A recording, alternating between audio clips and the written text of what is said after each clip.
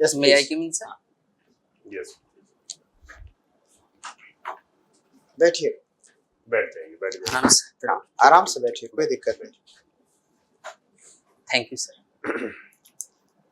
Pankaj, sir, आपने BCA किया हुआ है, MCA किया हुआ है, इतना अच्छा आपके पास एजुकेशनल क्वालिफिकेशन है और मैं उम्मीद करता हूँ कि इसकी जानकारी भी आपके पास होगी। सर, डिग्री होना और उसका जानकारी होना दोनों अलग चीज होती है। सर, तो इस जानकारी को हम लोग कैसे, आप भी बिहार से आते हैं, मैं भी बिहार से आता हूँ, इस जानकारी को कैसे हम बिहार के विकास में प्रयोग में लाएं, बिहार के लोगों का जीवन अच्छा हो, सशक्त हो, समृद्ध हो, खुशहाल हो, सर, कुछ रोड मैप बताइए ताकि आपका ये जो ज्ञान है ना वो बिहार के लोगों के विकास में उपयोगी हो और बेकार ना जाए। सर, सर जैसा कि अभी वर्तमान में सर सभी सरकार का उद्देश्य है कि गवर्नमेंट्स को लाने के लिए सर डिजिटलीकरण और कंप्यूटर तकनीक का बहुत ही उपयोगी है सर। अगर डेवलपमेंट के लिए देखा जाए सर, तो कहीं भी अगर हम इंफॉर्मेशन टेक्नोलॉजी का यूज करते हैं, अगर एग्रीकल्चर में जाते हैं सर, तो वहाँ पर वेबसाइट बना करके किसानों को हम इंफॉर्मेशन देते हैं समय समय पर। ड्रोन टेक्नोलॉजी के माध्यम से सर किसानों को जो कीटनाशक खाद का सिंचाई छिड़काव किया जाता है।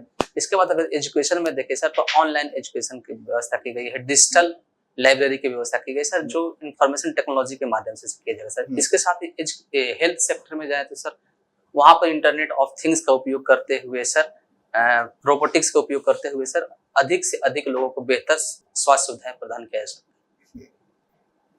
अभी हाल के दिनों में डिजिटल इंडिया एक्ट 2023 पारित हुआ है, इससे अवेयर हैं आप? सर, जरा इसमें क्या है, और लोग कह रहे हैं कि ये भारत के लिए गेम चेंजर साबित हो सकता है। सर जो भी वर्तमान समय में सरकार के द्वारा से डिजिटल इंडिया एक्ट लाया गया, डिजिटल इंडिया एक्ट 2023 सर, हाँ। सर इसमें मुख्य प्रावधान सर डेटा सिक्योरिटी को लेकर कहा गया है सर कि अगर कोई भी अगर व्यक्ति का अगर वो पर्सनल डेटा करते हैं यूज करते हो, तो कंपनी का रिस्पॉन्सिबिलिटी होती है कि उसको सिक्योर करने के लिए। अगर वो कहीं डेटा ब्रीच करता है तो उन पे 500 करोड़ तक का सर पेनाल्टी की बात कही गई सर। उसके अतिरिक्त सर डेटा लोकलाइजेशन की बात कही गई, जो अभी वर्तमान समय में सर डेटा एक ऑयल की तरह बन गया है सर, जिसका डेटा का प्रोटेक्शन करना बहुत ही अनिवार्य है। तो जिसमें सर इसके तहत सर डेटा लोकलाइजेशन की बात की गई है कि कोई भी डेटा जो हमारा देश का है उसको अपने भौगोलिक सीमा के अंदर ही स्टोर करने की बात। दो बातें मैं आपसे जानना चाहता हूँ। आपने चूंकि डेटा की बात कर दी है, डेटा इज मनी सर, एक मेरा मानना ये है, और दूसरा मानना है data is weapon also. Sir, क्या आपका ओपिनियन है? सर दोनों सही है या एक सही है या दोनों सही है या दोनों गलत है? सर अगर देखा जाए तो सर एक जगह पर दोनों सही है सर, क्योंकि अगर हम डेटा को अगर सही रूप में यूज करते हैं सर तो मनी का है। अगर कहीं अगर उसको गलत दृष्टिकोण से यूज करते हैं सर, किसी को हार्म करने के लिए यूज करते हैं सर, तो वह यहाँ पे सर वेपन का काम कर सकता है। तो 4.0 इंडस्ट्रियल रेवोल्यूशन के बारे में बताइए आप जरा सा। सर इंडस्ट्रियल 4.0 से एक new technology based sir industry का रिवोल्यूशन है सर, जिसमें internet of things, robotics, cloud computing और आर्टिफिशियल इंटेलिजेंस की मदद से सर इंडस्ट्री को सर रेवोल्यूशन करना है सर। अच्छा, चैट जीपीटी क्या है? सर चैट जीपीटी एक सॉफ्टवेयर है सर जो आर्टिफिशियल इंटेलिजेंस के बेस पे काम करता है सर। पूरा नाम क्या है चैट जीपीटी का? सर हाँ, आराम से, कोई दिक्कत नहीं है।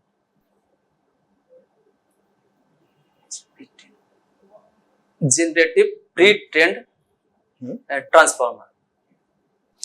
ऐसा माना जा रहा है कि जिस तरह से ये चैट जीपीटी आया है और जिस तरह से इसका विस्तार हुआ है, आने वाले समय में ये बहुत सारी चुनौतियां पैदा करेगा, समाज के लिए समस्याएं पैदा कर सकता है।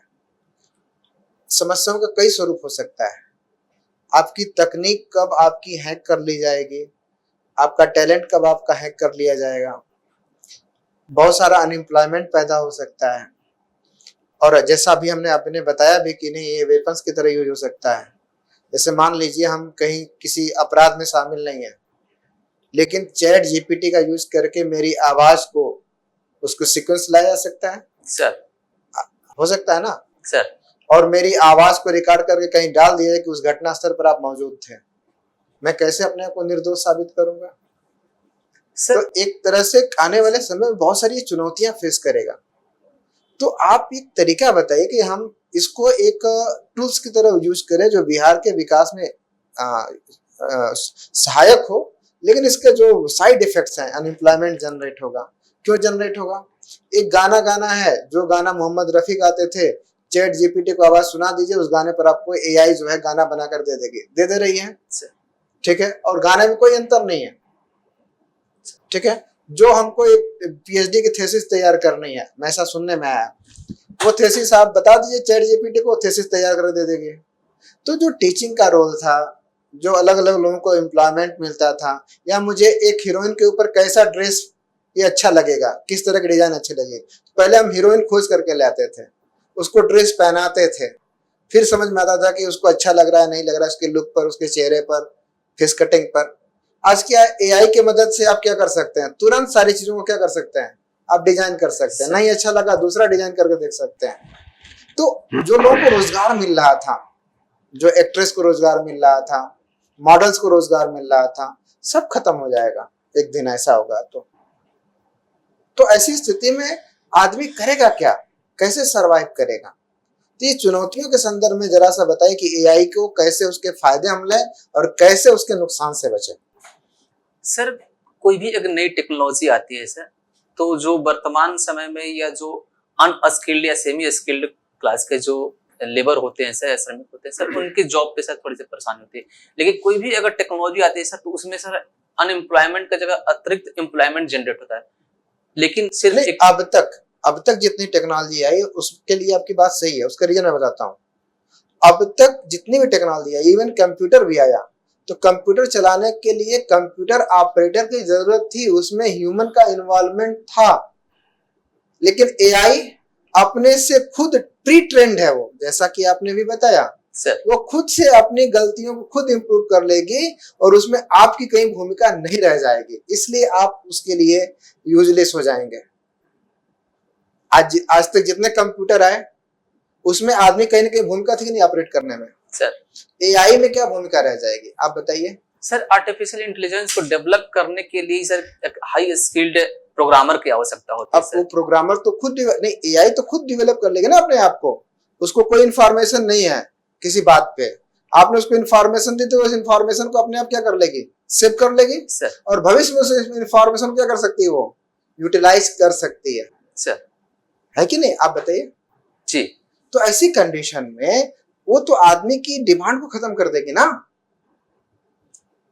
सर मैं ऐसा नहीं मानता हूँ कि सर कोई भी टेक्नोलॉजी है जो पूर्ण रूप से वो अपने आप आत्मनिर्भर हो सकती है। इस टेक्नोलॉजी पर एलन मस्क से लेकर के जिसने एआई डेवलप किया है, उन सभी लोगों ने चिंताएं व्यक्त की हैं।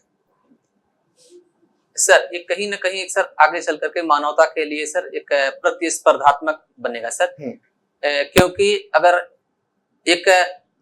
एक लेवल से अधिक है, अगर इस पे हम डिपेंडेंट हो जाते हैं सर, तो चुनौती बन सकती है सर। तो उसके लिए एक रेगुलेशन के तहत सर काम करना होगा, उस पर सेल्फ रेगुलेट करके उसे ऐसे लेवल तक ले जाकर नहीं छोड़ना होगा जहां से सर मानव के जाति के लिए सर वो संकट उत्पन्न हो सकता है। लास्ट क्वेश्चन सर, जो आपने कहा ना कि मानव जाति के लिए संकट उत्पन्न हो सकता है, एक मूवी है टर्मिनेटर, देखिए कभी? सर सॉरी सर, ठीक है, एक बार देख लीजिएगा मौका मिले तो, या उसकी बेसिक चीजें जान लीजिएगा, ठीक है जी, thank you sir. Please sir. ये जितने कोर्स है ना इसका बहुत फैंसी नेम सभी है, जैसे बीसीए, एमसीए। सर मुझे ये समझ में नहीं आता है वो how does it differ from B Tech और ट्रिपल आई, बहुत फैंसी नेम है, कंप्यूटर एजुकेशन में आया है सर, तो इनका कुछ बता सकते हैं डिफरेंस क्या है? बीसीए मतलब I want to educate myself through you. Sir का question, can you help me out? Sir का क्वेश्चन है, हम लोग जब डैप देखते हैं तो एक आदमी एमसीए है, उसका भी कंप्यूटर नॉलेज है, एक आदमी बीएससी कंप्यूटर है, उसका भी कंप्यूटर नॉलेज है सर, एक आईआईटी है कंप्यूटर से, ठीक है ना सर, ठीक है ना, आईटी मतलब इंजीनियर है वो, उसके वो भी इंजीनियर है कंप्यूटर से, ठीक है ना सर, ठीक है ना सर। तो अंतर क्या है इनके नॉलेज में, इनके एक्सपीरियंस में, इनके और वर्क बहुत तरह का इस तरह का नाम है, बहुत फैंसी नेम है, ठीक है ना। हाँ। बीटेक इन कंप्यूटर साइंस है, इंजीनियर इन कंप्यूटर साइंस, सर पहला तो अंतर है इसका कोर्स का ड्यूरेशन होता है सर, जैसे कि बीसीए कोर्स है सर, ग्रेजुएशन के इक्विवेलेंट 3 साल का कोर्स होता है, बीटेक 4 साल का कोर्स होता है सर, पीजी डिप्लोमा करते हैं सर तो 2 साल का कोर्स होता है। इसके अतिरिक्त सर जो बीसीए हम करते हैं सर तो कंप्यूटर एप्लीकेशन, जो अब कंप्यूटर का एप्लीकेशन कैसे वर्क करेगा, एप्लीकेशन डेवलपमेंट कैसे होगा, इस पे ज्यादा फोकस होता है सर। लेकिन जब अगर हम बीटेक की बात करते हैं, जहाँ बीटेक कंप्यूटर साइंस है सर, तो वहाँ एप्लीकेशन के साथ साथ कैसे सिस्टम पे ऑपरेट करेगा, कैसे ऑपरेटिंग सिस्टम और डेटाबेस में इंटरलिंक होता है सर। एक तरह से कहा जाए सर तो एप्लीकेशन, जो कंप्यूटर एप्लीकेशन बीसीए सर, इससे एडवांस वर्जन में sir B Tech in computer application, computer science से पढ़ाया जाता है। आपने भी बहुत सारा टर्मिनोलॉजी यूज किया, राइट सर? सच बताएं कि बहुत चीज तो हम समझे भी नहीं, जैसे कि इंटरनेट ऑफ थिंग्स क्या होता है, क्योंकि हम लोग का कंप्यूटर का एजुकेशन नहीं है। Internet of things, robotics, artificial intelligence sir etcetera etcetera etcetera. अब कॉमन लैंग्वेज आदमी को क्या समझेगा? इंटरनेट ऑफ थिंग्स क्या होता है, इसका क्या यूटिलिटी है, रोबोटिक्स क्या होता है, आर्टिफिशियल इंटेलिजेंस क्या होता है? I believe these are all related words, sir, है ना? क्या आप एक उदाहरण की तरह और जल्दी से समझा सकते हैं? सर हाँ sir, internet of things sir sensor युक्त इलेक्ट्रॉनिक्स डिवाइस का सर एक नेटवर्क होता है सर, जो सेल्फ इनपुट लेकर के सर प्री प्रोसेस करके सर्विस प्रोवाइड करता है सर। जैसे कि अगर मान करते हैं सर स्मार्ट ऑफिस हम बनाना चाहते हैं, सभी डिवाइस सेंसर युक्त है। हमारे घड़ी स्मार्ट वॉच होते हैं, टैब्स होते हैं या गाड़ी सर। जैसे ही अगर हम 10 किलोमीटर के रेडियस में हम ऑफिस में आए तो यहाँ का जो एसी है वो ऑन हो जाए। अगर ठंडा का मौसम है, हम घर पे पहुंचते हैं तो गीजर है ऑन हो जाए, फ्रिज है ऑन हो जाए। जैसे ही 5 किलोमीटर के रेडियस पे आते हैं तो लाइट ऑन हो जाए। जैसे ही अगर 100 मीटर के रेडियस पे या फिर 10 मीटर के रेडियस पे आए तो डोर ओपन ऑटोमेटिक हो जाए। जैसे ही जाए तो वो अपने आप सेल्फ जो मतलब रिवर्स ऑपरेशन होकर के सर एक काम बंद हो जाए। इसमें मानव का इन्वॉल्वमेंट बहुत कम हो जाए, सब ऑटोमेटिक रूप से हमारी इच्छा के अनुसार कंप्यूटर और इसका टेक्नोलॉजी काम करने लगे सर। ये इंटरनेट ऑफ थिंग्स है। इंटरनेट ऑफ थिंग्स तो ये कहाँ कहाँ हो रहा है, इसका यूज हो रहा है हमारे देश में? कोई इस तरह का बिल्डिंग है जो अपने आप ऑफ हो जाए, ये हो जाए? इसका यूज कितना इसका हम लोग इसको अडॉप्ट किए हैं कि ये थ्योरेटिकल कंसेप्ट है अभी तक? सर ये अभी जो न्यू टेक्नोलॉजी है सर, इस अभी जगह उपयोग नहीं हो रहा है, लेकिन इस पर काम चल रहा है सर। जैसे स्टीफन हॉकिंस का सर जो था, उनका टोटल काम जो सर इंटरनेट ऑफ थिंग्स के माध्यम से होता था। स्टीफन हॉकिंस का सर नहीं, अब प्रैक्टिकली कहीं बता सकते हैं इसका यूज बहुत बड़े पैमाने पर हो रहा है? सॉरी सर, याद नहीं कर पा। अच्छा, कभी मॉल में गए हैं? मॉल में कभी घूमे हैं? सर ऑटोमेटिक सीढ़ियां, एक्सीलेटर लगा रहता है सर, आप उससे दूर रहते हैं तो क्या होता है, बंद रहती है। बंद रहता है। जैसे नजदीक जाते हैं ओपन हो, जैसे गेट और लिफ्ट वगैरह या फिर जो एक्सीलेटर जो सीढ़ियां है सर वो ओपन हो जाती है सर, चलने लगती हैं सर। वो किस पर आधारित हो सकती हैं, कुछ आइडिया? सर इसी टेक्नोलॉजी पे सेंसर लगा। बताइए सर को। चलिए last question Thank from you, my sir. Side. हाँ, ऑल डाटाज आर डिजिट्स। दो स्टेटमेंट है, all datas are digits sir. But all digits are not data. Sir कोई भी डेटा में सर वो डिजिट होते हैं सर, जैसे कि जीरो, अगर कंप्यूटर का फॉर्मेट में बात करें सर तो 0 1 का फॉर्मेट और डिजिट होते हैं सर। लेकिन अगर वो डिजिट्स को सर एक सीक्वेंस में सर एक इंफॉर्मेटिव बनाते हैं सर, तब वो डेटा बनता है सर, जो यूजफुल होता है। रैंडम डिजिट्स वो डाटा नहीं हो सकता है, लेकिन डिजिट्स जब कोई किसी ऑर्डर में आया और कोई इंफॉर्मेशन दे तो वो डाटा हो जाता है सर। ठीक है सर एक दो प्रश्न और आ गया, इसलिए मैं पूछ लेता हूँ, मैं इतनी लिबर्टी ले सकता हूँ। आपने कहा data is oil, data is money, sir ने पूछा, आपने भी बोला डाटा इज ऑयल, इसका क्या मतलब होता है? सर वर्तमान समय में सर देखा जाए तो जब से डिजिटलीकरण की तरफ या कैशलेस की तरफ हम बढ़ रहे हैं, तो सर हम कंप्यूटर पर अधिक निर्भर हो रहे हैं। वहां पे हमारा सभी प्रकार का डेटा जो है सर स्टोर होते जा रहा है सर, और उसी डेटा को स्टोर करके डेटाबेस एनालिसिस के माध्यम से सर हम क्या हमारा ओपिनियन है, क्या हम सोचते हैं, उसके अनुसार कंप्यूटर वर्क करती है सर। नहीं, जिसको जैसा मैं इसको समझ रहा हूँ कि अभी तक क्या है, अभी भी है अब, लेकिन अभी खत्म हो जाएगा आने वाले समय में। Oil is a very crucial things in the world economy. Yes or no? Sir. Oil signifies energy. When we talk of oil, we are talking of crude oil. Sir. Yes or no? Sir. And crude oil represents energy. Sir ये सब no, ये सब no Sir, बताइए, yes, है ना, yes. सही बात है। यस एनर्जी है और एनर्जी बहुत इंपॉर्टेंट है। एक अल्प विकसित राष्ट्र और विकसित राष्ट्र में अंतर क्या है? एनर्जी का अंतर है। अफ्रीका में आज बहुत एनर्जी हो जाए, वो भी डेवलप्ड हो जाए, गल्फ कंट्री डेवलप्ड है, यूएसए डेवलप्ड है, क्योंकि वहां के रिसोर्स यूटिलाइज हो गए, उनके पास एनर्जी रिसोर्स है ना। So it is a crucial in development, है ना। सर विकास में ये बहुत ही अहम चीज है। उसी प्रकार आने वाले समय में डाटा जिसके पास रहेगा वो बहुत इंपॉर्टेंट होगा। ट्विटर एक छोटी सी चीज है ना, लेकिन एलन मस्क ने ट्विटर को खरीदा मालूम है कितने बिलियन डॉलर में?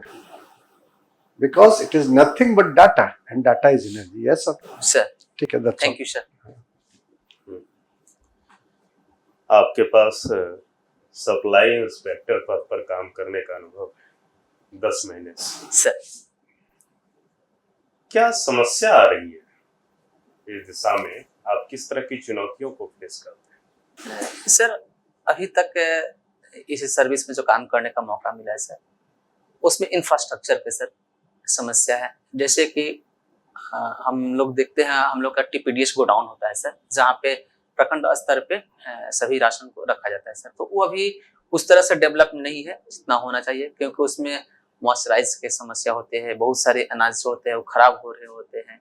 इसके अतिरिक्त सर ट्रांसपोर्टेशन की सुविधा नहीं होने के कारण सर लेट लतीफी होती है सर, ये अभी तक हम चुनौती देख पाए हैं। अच्छा, हमने सुने हैं कि जो गोडाउन से अन्न निकलता है वहां से लेकर के जो डिस्ट्रीब्यूटर तक है, इस बीच में कुछ गड़बड़ियां भी होती है, और इसको एक तरह से कह सकते हैं कि लीकेज के तौर पर, है ना?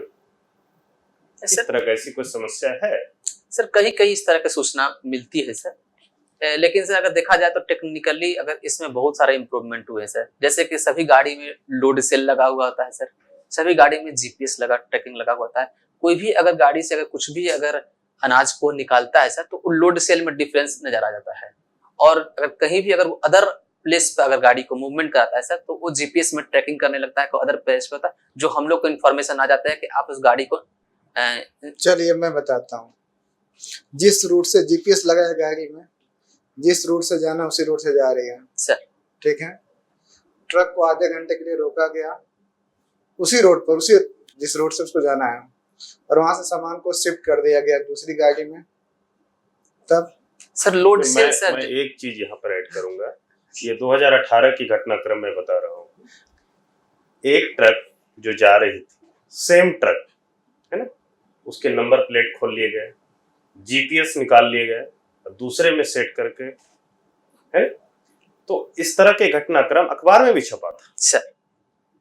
तो मैं इसी को ध्यान में रखते हुए आपसे समझना चाह रहा हूँ कि इस तरह की स्थिति में क्या आपके साथ सिचुएशन होता है, आप कैसे इस चीजों को देखते हैं?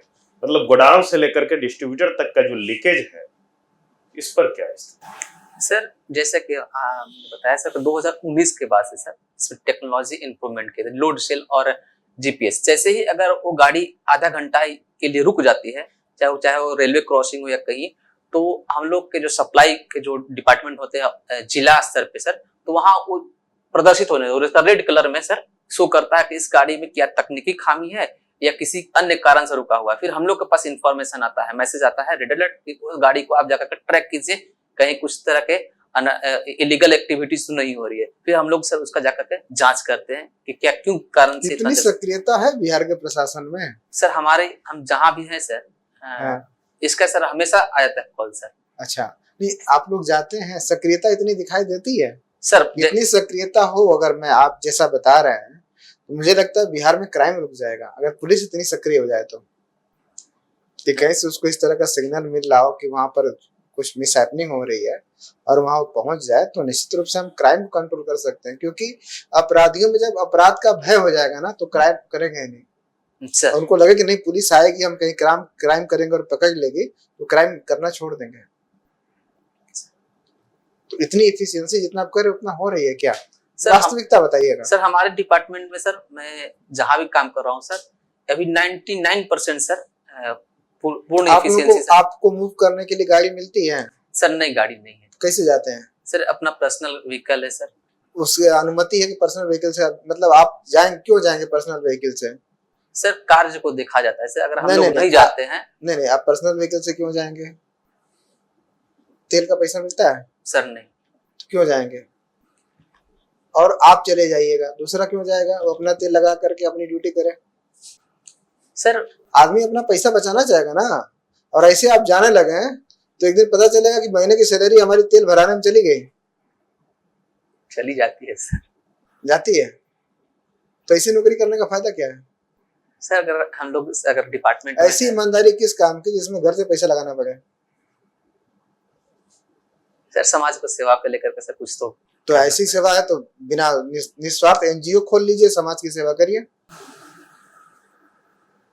जब हमको कुछ प्रॉफिट नहीं होना है, हम अपने जितना कमा रहे उतना लगा देंगे, तो ऐसे एनजीओ खोल लेंगे। सर आप तैयारी कर रहे हैं तो कुछ उसमें उम्मीद होगी ना कि हमको जीवन में एक स्थिरता मिलेगी, हमको परमानेंट सैलरी मिलेगी, हमारे दुख सुख में हमारी हमारा जो सरकारी जॉब है वो हमको हेल्प करेगी, हमको सोशल सिक्योरिटी मिलेगी, रिटायर होंगे तो पेंशन मिलेगी। कुछ तो सोचा होगा ना आपने? सर इसके लिए विभाग भी कार्य कर रही है, जैसे कि व्हीकल सर आपने बात किया है सर, तो व्हीकल को लेकर के बात करिए, क्योंकि हम लोग सर के सामने अपने बातों को रखते हैं कि हम लोग काम तो तत्परता से कर लेते हैं सर, लेकिन हम लोग को जो व्यक्तिगत चुनौती आती है तो उस पर सर के द्वारा कंसीडर किया जाता है। ठीक है, एक दो क्वेश्चन मैं आपसे बात करता हूँ। आपकी हॉबीज में है विद, क्या लिखा है आपने? Watching informative videos. Watching informative video on YouTube. Sir अच्छा, यूट्यूब में जो इंफॉर्मेशन है वो कितनी ऑथेंटिक है, इसके बारे में जानना चाहता हूँ। और वो ऑथेंटिक नहीं है तो आप कैसे डिसाइड करते हैं कि ये इंफॉर्मेशन ऑथेंटिक है या ऑथेंटिक नहीं है? क्योंकि कई बार हम देख रहे हैं कि यूट्यूब में ऐसी इंफॉर्मेशन है जिसकी प्रामाणिकता नहीं है और उसको देख करके लोग गलत डायरेक्शन में जा रहे हैं। सर कोई भी अगर इंफॉर्मेशन हो, अगर ऑथराइज चैनल से सर, जो जिसका स्टैंडर्ड मेंटेन हो, और उससे अगर कोई इंफॉर्मेशन आती है सर तो उस पर हम लोग ट्रस्ट करते हैं। इसके अतिरिक्त सर अगर कुछ ऐसा लगता है संदेह उस पे है, तो एक या एक से अधिक चैनल पर देख करके, या जैसे कि सरकार के द्वारा सर गाइडलाइंस जारी की जाती है कि ये जो न्यूज है ये फेक है या पेड है, तो इस प्रकार से अपने आप में सर उसको वेरीफाई करते हैं। Last question from the board, ठीक है ना? आप यूट्यूब पर हैं, एक्टिव हैं सर। कई बार अभी चुनाव आएगा तो फेक न्यूज आना शुरू हो जाएगा। चुनाव आएगा तो फेक न्यूज बहुत चलाया जाता है एक दूसरी पार्टियों को डेविएट करने के लिए, उनके वोट बैंक को प्रभावित करने के लिए। इस फेक न्यूज को यूट्यूब पर और सोशल मीडिया पर रोकने के लिए आप क्या करेंगे? क्योंकि जैसे ही चुनाव आएगा आप चुनाव आयोग के नियंत्रण में भी आप लोग चले जाते हैं सर। तो आप लोग फेक न्यूज को रोकने के लिए बिहार प्रशासनिक अधिकारी के रूप में कैसे काम करेंगे? सर अभी वर्तमान में भारत सरकार के द्वारा sir digital media intermediary ethics code लाया गया था सर, जिसमें कहा गया था कि कोई भी सर कंपनी को एक नोडल ऑफिसर रखना होगा, चीफ कंप्लायंट ऑफिसर रखना होगा, जो भारतीय मूल के होंगे सर। उनसे सरकार हमेशा कांटेक्ट में रहेगी। अगर कहीं भी उस तरह का कोई अगर न्यूज जो फेक न्यूज होगा तो उनको 24 घंटा के अंदर हटाने की बात कही जाती है सर। इस पर आपका इंटरव्यू समाप्त होता है, आप जा सकते हैं सर। प्रणाम सर।